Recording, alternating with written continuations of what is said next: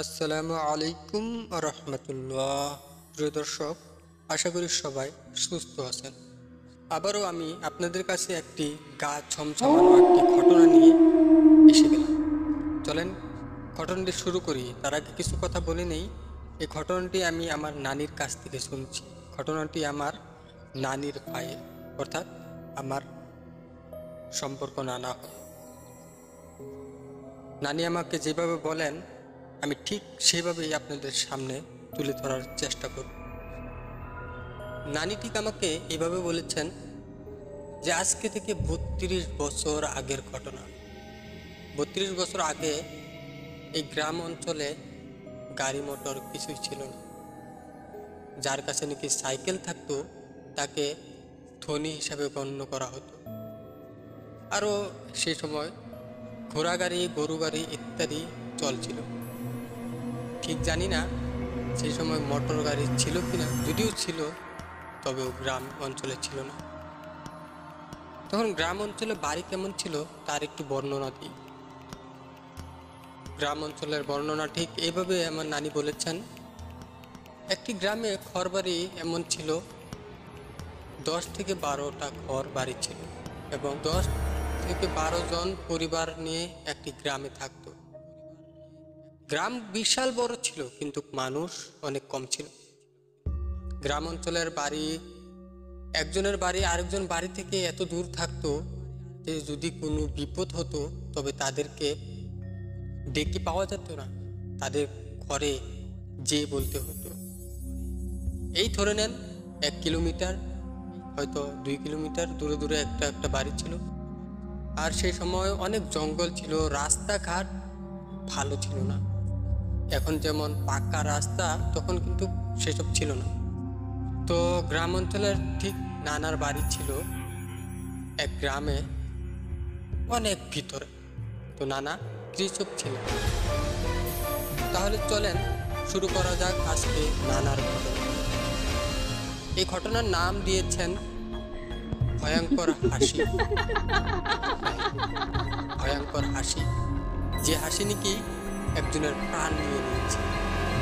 এমন একটি হাসি যে হাসি মানুষের প্রাণ নিতে পারে। যদি বিশ্বাস না হয় তবে ঘটনাটি শুনুন। আমার নানি বলেন, নানা ছিল কৃষক। নানা কৃষক ছিলেন, সবজি চাষ করতেন। তো নানা প্রত্যেক সন্ধ্যায় সবজি বিক্রি করতে যাইতেন বাজারে। তো সবজি বিক্রি করে অনেক রাত হতো বাড়ি ফিরতে। ঠিক সবসময় রাত হতো, তো ঠিক একদিন একটু বেশি রাত হয়। তখন তিনি রাত্রি ফিরছেন।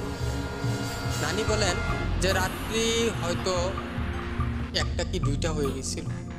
তো নানা বাড়ি ফিরছেন, অন্ধকার রাত ছিল, চিনি পোকার ডাক চোখ চোখ করে ডাকছিল। আর শিয়ালগুলো যেন কাছ থেকেই দূরে দূরে চেঁচাচ্ছে। ঠিক অন্ধকার রাত, একা একা রাস্তা দিয়ে যাচ্ছে। নানার চারোসাট বাঁশের বাগান এবং বড় বড় বট গাছ। আর নানা আসতেছে। একটা গ্রাম থেকে আরেকটা গ্রাম পর্যন্ত যেতে হতো। মাঝখানে একটা গ্রাম খালি ছিল, যেখানে নাকি মানুষ থাকতো না। সে গ্রামে শ্মশান বানানো হয়েছিল। যদি মানুষ মারা যাইত তবে হিন্দু মানুষ মারা গেলে তাকে সেখানেই জ্বালিয়ে দিত, আর কোনো মুসলিম মানুষ মারা গেলে তাকে সেখানেই কবরস্থান দেওয়া হতো। তো নানা রাত্রে একা একা ফিরছে। তবে ঘটনা শুরু হয় এখান থেকে। তো নানা চলতে চলতে আসতেছে, আর হাতে ছিল একটি টর্চ লাইট। তো নানা যখন একটি বট গাছের সামনে আসে, তখন অন্ধকার রাতে দেখে একজন বট গাছ তলে দাঁড়িয়ে রয়েছে। তো নানা সঙ্গে সঙ্গে টর্চ লাইটকে অন করে, আর সেই অন্ধকার যে অন্ধকারে একজন দাঁড়িয়ে রয়েছে সেই জায়গায় টর্চ লাইট ফেলে। তো নানা দেখতে পায় একজন ব্যক্তিকে। নানার পরিচিত ব্যক্তি ছিল। তার নাম নানি বলেছেন, তার নাম ছিল নাব্বা। হ্যাঁ, নামটি ভয়ঙ্কর না? কি ভয়ঙ্কর না? নাব্বা। নাব্বা নামটি শুনতেই কেমন যেন লাগছে। চলেন ঘটনা ফিরা যাক। তো দেখতেছে নানা নাব্বা নামের ব্যক্তি বটগাছের নিচে দাঁড়িয়ে রয়েছে। তখন নানা বলেন, আরে নাব্বা ভাই, তুমি এখানে কি করতেছো? এত রাত হয়ে গেছে, তুমি বাসায় যাইবা না নাকি? চলো বাসায় ফিরি আমরা। তো নাব্বা কিছুই বলতেছে না। তখন নানা বলছে, কি ভাই কিছু বলছো না কেন? চলো বাড়ি যাইবে না? তখন নাব্বা একটি ভয়ঙ্কর হাসি দিল, যে হাসিটি আমার নানার জীবনের সবচেয়ে ভয়ঙ্কর হাসি ছিল। আমার নানার জীবনকে কাল বানিয়ে দিচ্ছে। তখন আমার নানা বলে, আরে নাব্বা ভাই তুমি এত হাঁটছো কেন? বাড়ি যাইবে না? চলো বাড়ি যাই আমরা।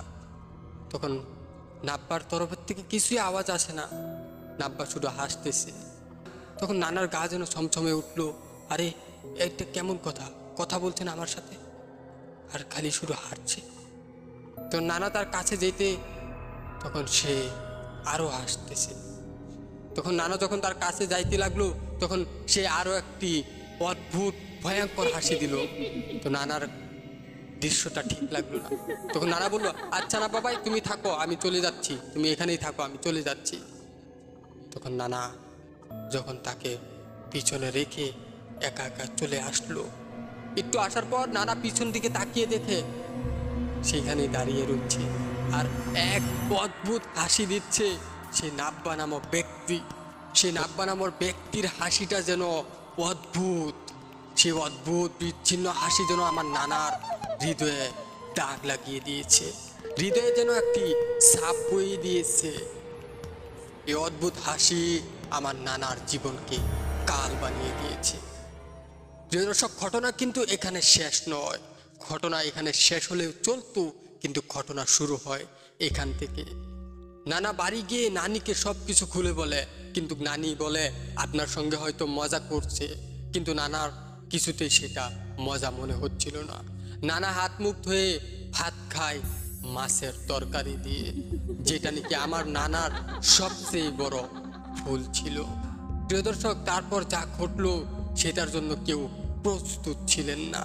তারপর নানা যখন ঘুমাতে গেলেন তখন নানার চোখে সেই অদ্ভুত হাসি, সেই বিচ্ছিন্ন হাসি যেন বারবার মনে পড়ে গেছে, বারবার যেন সেই চোখের সামনে সেই হাসি পড়ে যাচ্ছে। নানা কিছুতেই ঘুমাতে পারতেছে না, কিছুতেই চোখ বন্ধ করতে পারতেছে না। যখনই চোখ বন্ধ করে সে নাব্বা নামক ব্যক্তির অদ্ভুত হাসি তার চোখের সামনে চলে আসে। এমনই এমন করে রাত্রি চলে যায়, সকাল পর্যন্ত যেন নানার এক অদ্ভুত জ্বর চলে আসে, অদ্ভুত রোগী হয়ে যায়, কিছুই যেন বলতে পারতেছে না, মুখ দিয়ে যেন ফেনা বের হয়ে যাচ্ছে। তখন নানি বিভিন্ন মানুষকে ডাকাডাকি করে কবিরাজের কাছে নিয়ে যায়, কিন্তু কিছুতেই ঠিক হচ্ছে না। নানা একটু পর পর চেঁচাই বলে, এই দেখ দেখ নাব্বা নামক ব্যক্তি আমার সামনে দাঁড়িয়ে রয়েছে, আর দেখ দেখ কি অদ্ভুত ভাবে হাসি দিচ্ছে, দেখ এই হাসি আমি সহ্য করতে পারতেছি না।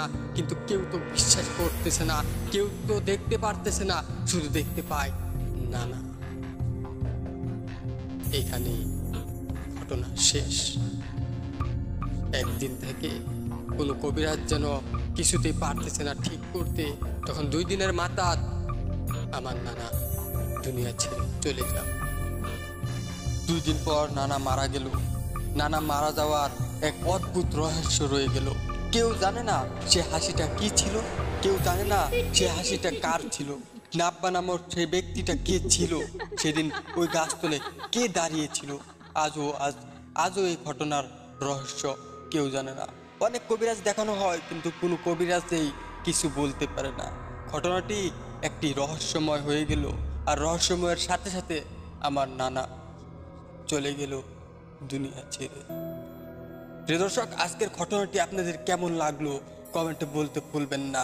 চলেন আজকের ঘটনা এখানে শেষ করি, দেখা হচ্ছে পরবর্তী এক ভিডিওতে। আর আপনাদের যদি কিছু ঘটনা থাকে আমাদেরকে পাঠিয়ে দিন rkrubul65@gmail.com। যদি খুঁজতে না পারেন তবে ডিসক্রিপশনে যান, সেখানে আমাদের মেল দেওয়া রয়েছে, মেল দেখে আপনারা মেল করে দেন। সবাই ভালো থাকবেন, নিজের খেয়াল রাখবেন। আজকের ভিডিও এই পর্যন্ত। চলেন দেখা হচ্ছে পরবর্তী ভিডিও।